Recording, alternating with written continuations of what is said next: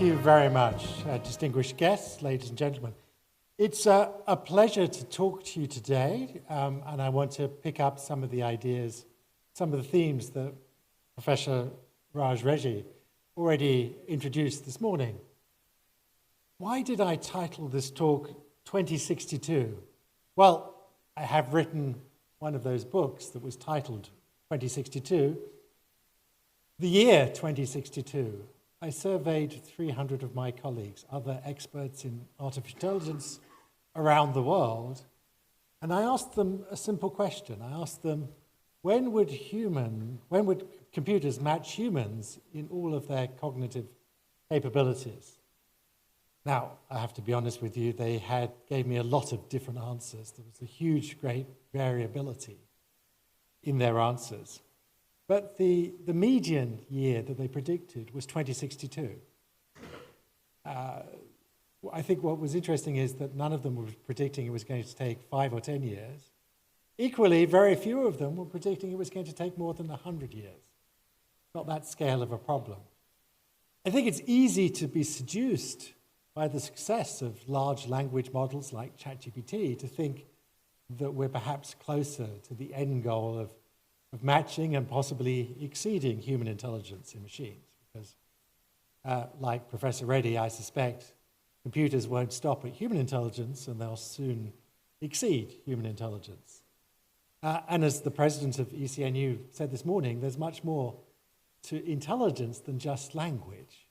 And so whilst we have language models that are quite capable with language, they still have many significant limitations in their ability to reason and think. And so we perhaps still have some decades to go before they match us. But when they do match us and do exceed us, that is going to be remarkable. They are going to be a remarkable transformation of so many aspects of our lives. Andrew Ning, who many of you know, was chief scientist at Baidu, co-founder of Coursera, has compared it, as many people have, to the transformation that electricity brought to our lives. And if you look around this room, it's impossible to imagine our lives without electricity. Provides the power, provides the data in so many of our devices. And as Andrew suggests, it's hard to think of a part of our lives that artificial intelligence isn't going to touch. And so by 2062, it's really going to be quite a different world that we live in with artificial intelligence.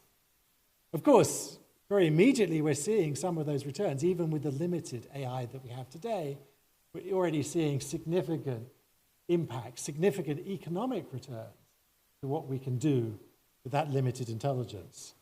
There was a study done by PwC in 2017, before the pandemic, so numbers are perhaps a bit off now, but nevertheless, it gives an idea of the scale of the opportunity. They estimated that it was going to add about $15 trillion in inflation-adjusted terms to the world's economy by 2030.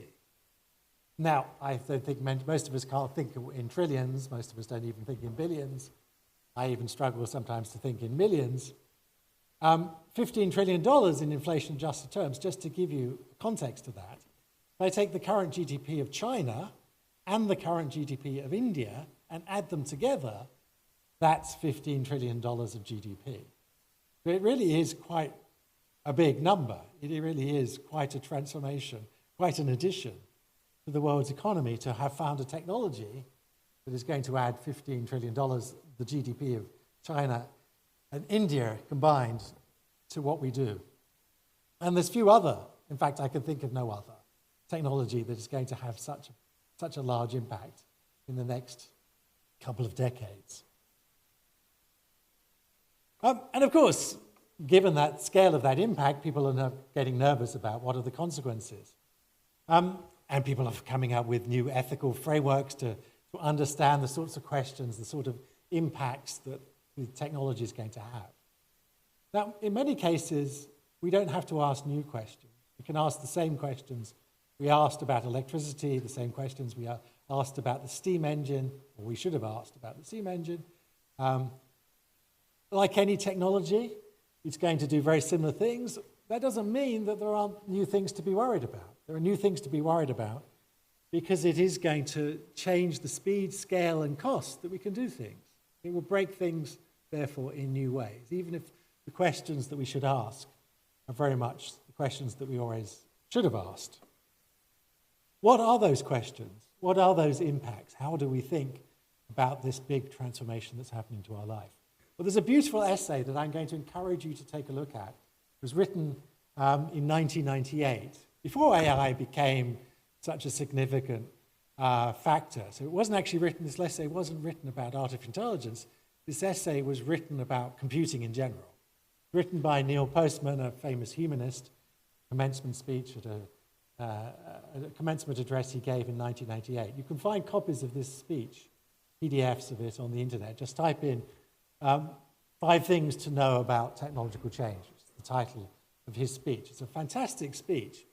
And I'm going to borrow those 5 things, but to talk about them in the context of artificial intelligence, because I think this is a beautiful way of framing the sorts of impacts that AI is going to have and how we should carefully think about those impacts and to ensure that we get as much positive with as minimal negative as possible. So, 5 lessons I'm going to give you. That's the sum total of my talk. The first lesson, very much in the spirit of the Tao of AI, of a yin and yang, is that technological change is a trade-off. And we should always ask, does it give us? And what does it take? And most importantly, what does it take away? The example I want to give you is perhaps the most common use of AI today in your life.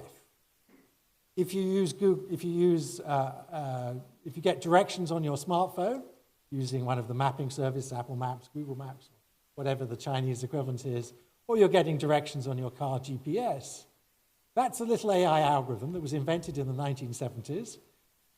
It's got a name. It's called ASAR search. It was invented for Shaky the robot at the Stanford Research Institute in the 1970s to direct a robot. It's now been repurposed to direct humans. It's a little AI that works out the quickest way to get from A to B, taking into account the real-time traffic conditions that we now have. So, sounds a good thing. I spend a lot less time being lost. I spend a lot more time getting to my destination on time, courtesy of all this AI-powered navigation. It's clear what it gives us. What does it take away? Well, there's a thing in the UK called the knowledge. If you want to become a taxi driver in London, you have to spend a year-long test learning the streets of London. You have to know about how to get from any 2 places, the shortest distance to get between any 2 places. It takes a year of your life to learn this. People drive around on mopeds for a year learning the streets of London. And so when you get in a black cab, you can be sure that you're going to be taken the quickest possible way to your destination. They've done fMRI studies, brain studies, on people doing this test. They've measured the hippocampus, the part of the top of the brain that's responsible for spatial reasoning and spatial memory. The hippocampus in people doing the knowledge gets 15% bigger. So if we're not learning the streets, if we're not navigating for ourselves, we've outsourced that activity to machines, then our brains, our hippocampus, are not getting any bigger. So it is actually taking us something away. We have to worry that artificial intelligence more generally may dumb us down. If we outsource so many of our cognitive tasks to machines, what happens to us? So whilst we get these wonderful tools that make our lives convenient, maybe we will ourselves be changed and maybe we will ourselves be dumbed down. Okay, that was the first lesson. Every technological change is a trade-off. AI is going to be a trade-off as well. There's a yin, there's a yang. Second lesson from Neil Postman's essay is that the benefits and costs are not evenly distributed. There will be winners and there will be losers. Again, very much in the spirit of the Tao of AI. The example I want to give, the AI example I want to give to illustrate this is an example increasingly in many countries, particularly in the United States, for example, AI is being used to do predictive policing, predict where crime is going to take place.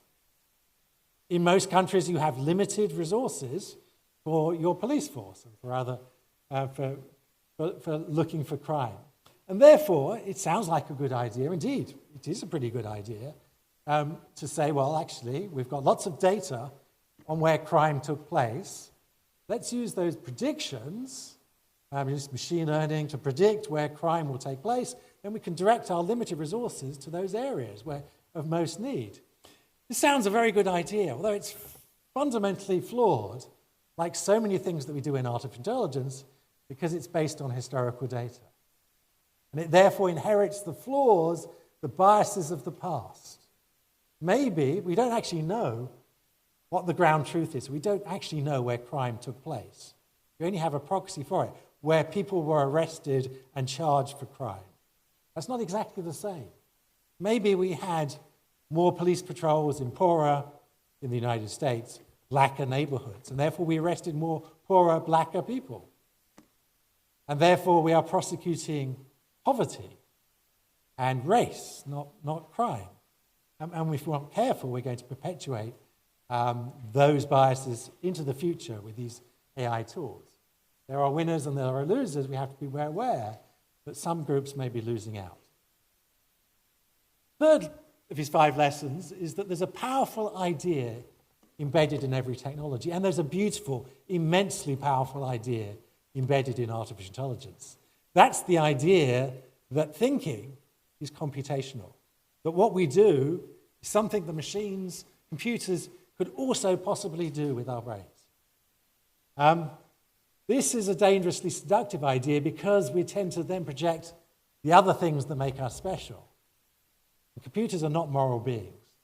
They don't suffer, they don't have our consciousness, they're not aware, they're not something that can be punished. And therefore we should be very careful, as Professor Reddy talked about, transforming things like warfare by handing those decisions, those life and death decisions, to machines. And it's wrong to say things like Yuval Harari has said, to compare us to the AI is going to elevate us to the gods. We will remain mortal, we will remain human. Our machines, of course, are immortal. They perhaps have more godlike properties than us. But at the end of the day, the most important criteria is always going to be our own mortality. The fourth of the 5 lessons is that technological change is not additive. It's actually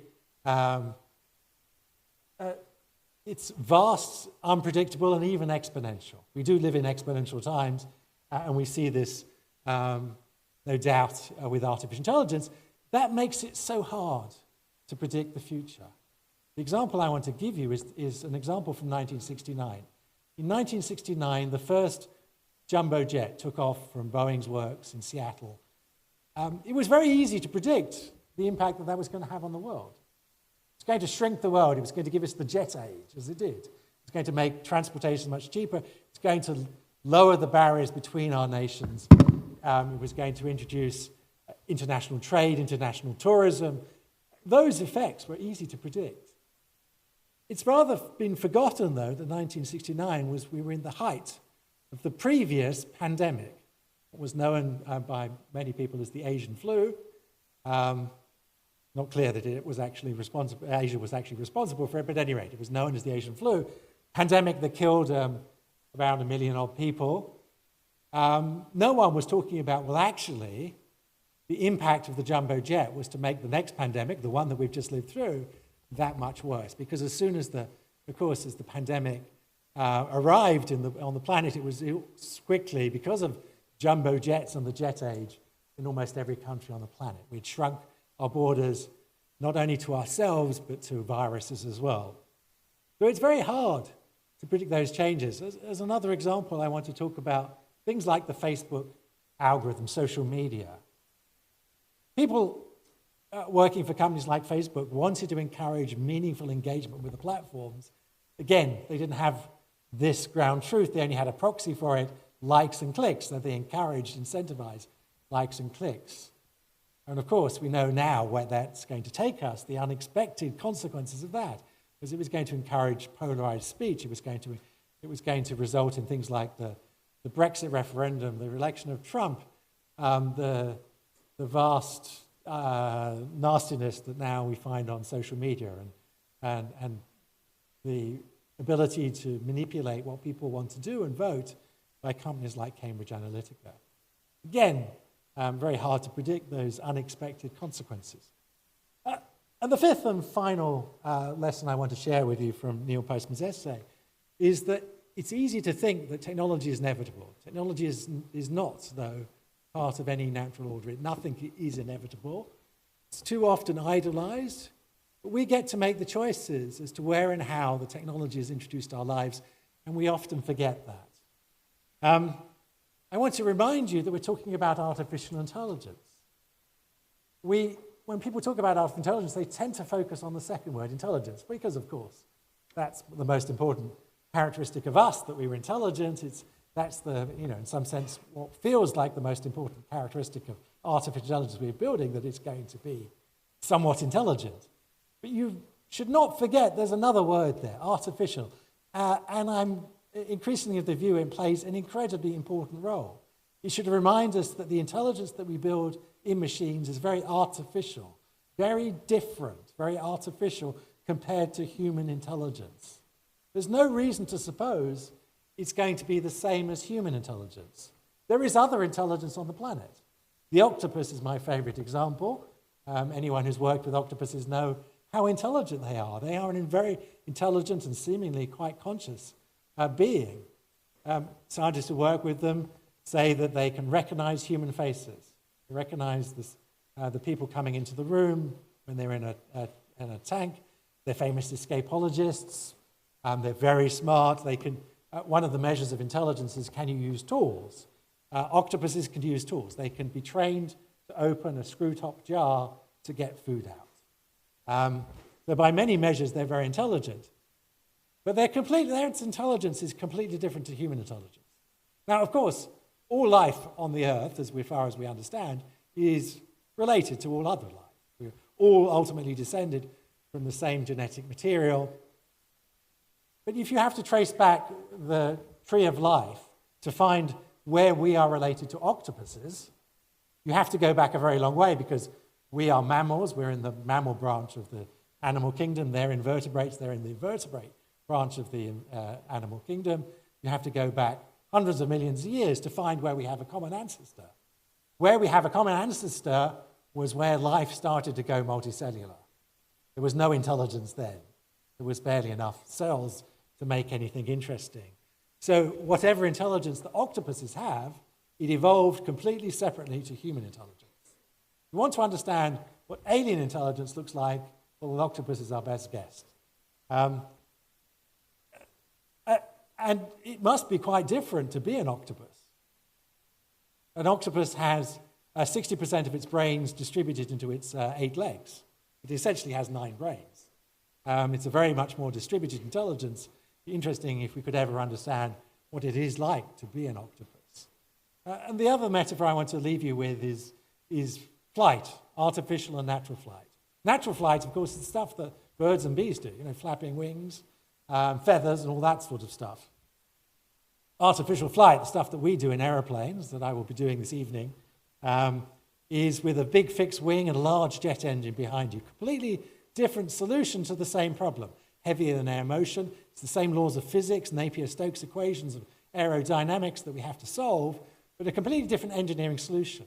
And the early indications that we have from the limited AI that we've built today is, again, it's a completely different solution to the same problem.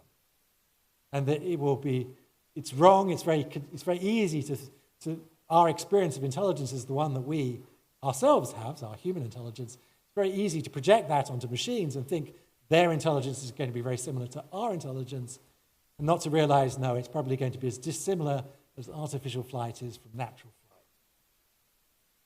flight. So, just to remind you, AI does require us to think about the impact it's going to have, the way it's going to break things faster, cheaper, and bigger. But many of the questions are the questions we've asked for thousands of years about any other technology. If you'd like to know more, I have written a couple of books about the ethical questions, machines behaving badly, about the future, 2062. As was mentioned in the introduction, my most recent book about generative AI and how all the AI fakes and fake AI is going to be increasingly deceiving us. But I know that some of you would actually prefer not to read books in English, so I'm pleased to tell you that most of them are available in Chinese. Thank you very much.